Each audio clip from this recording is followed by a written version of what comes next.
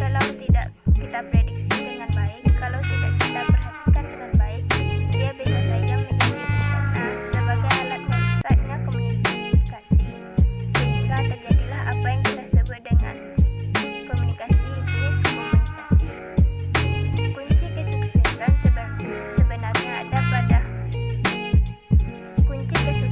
sebenarnya adalah kita menyebutnya efektivitas komunikasi.